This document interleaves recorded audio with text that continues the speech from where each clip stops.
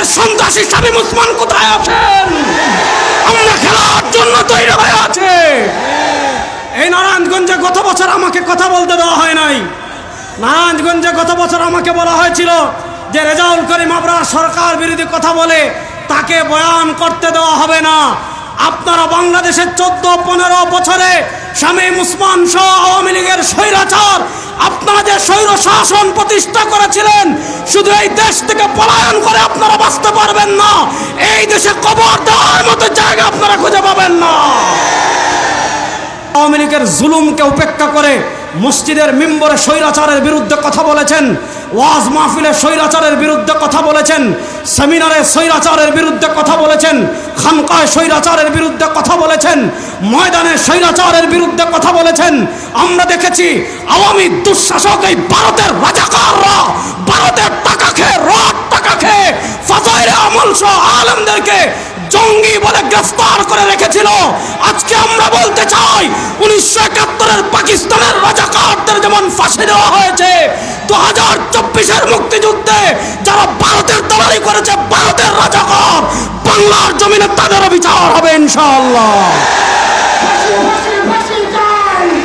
আমরা একটা কথা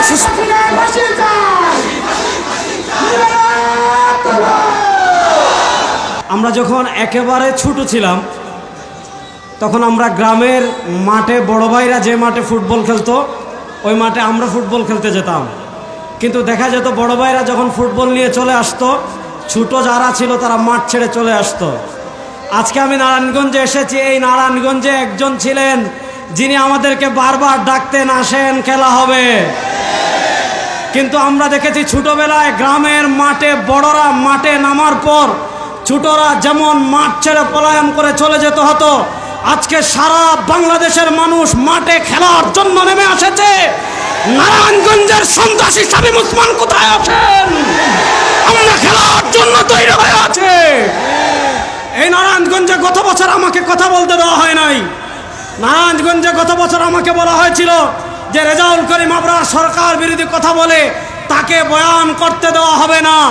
আপনারা বাংলাদেশের 14-15 বছরে শামীম ওসমান সহ আওয়ামী লীগের স্বৈরাচার আপনারা যে স্বৈর শাসন প্রতিষ্ঠা করেছিলেন, শুধু এই দেশ থেকে পলায়ন করে আপনারা বাঁচতে পারবেন না। এই দেশে কবর দেওয়ার মতো জায়গা আপনারা খুঁজে পাবেন না।